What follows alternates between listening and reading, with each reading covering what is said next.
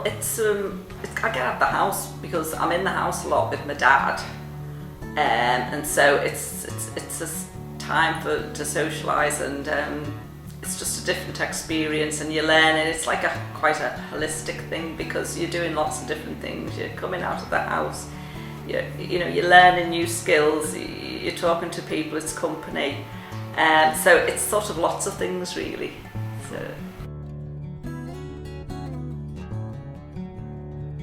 It's been challenging because I'm not used to it. It's something I'm not used to.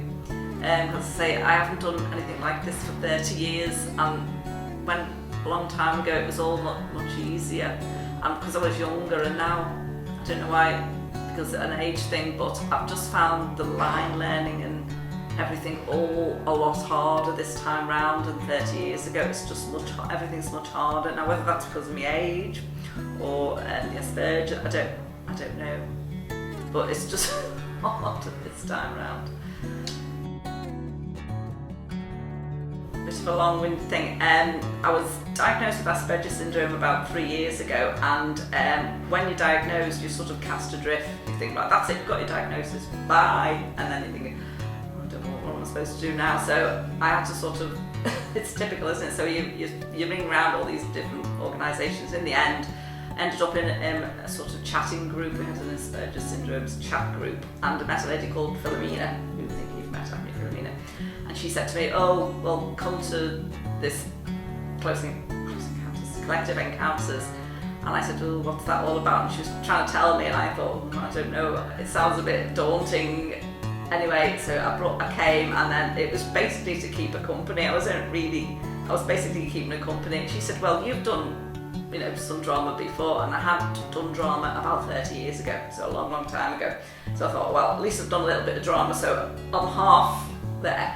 So, but when I came, it was a bit of a culture shock, because when I did drama 30 years ago, life was a lot slower, I think, and it was an amateur group. I used to take 6 months to rehearse one act play, so everything was very, very, very leisurely.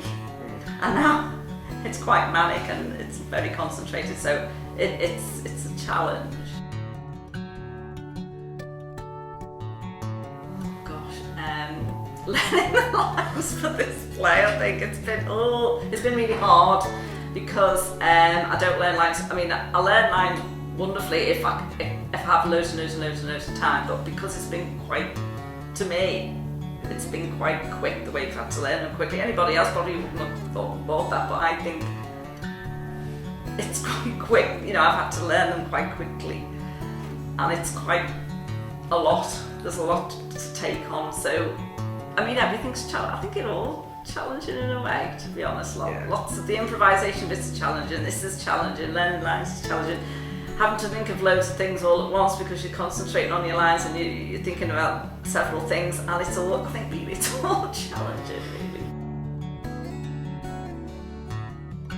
Well, yeah, because it's got to be, because people don't think about things like that, because I live in an environment where I don't experience things like that. So when I came here, I'm quite shocked at the people's stories, because each person's saying, well, this happened, and I know that someone's happened to this, and I'm thinking, God, I didn't know those things happened, because my life is quite nice, really. I've never experienced homelessness or abuse or so it's all a big learning curve, so it expands people's, and I think using the theatre, it's a way of expanding awareness. Another way, there's loads of ways, but that's another way, and because it's entertaining, maybe people take it in more, because if it's just somebody sitting on the telly going blah blah blah blah blah, you're not going to take a lot of notice, but because it's done in an entertaining way, it's good.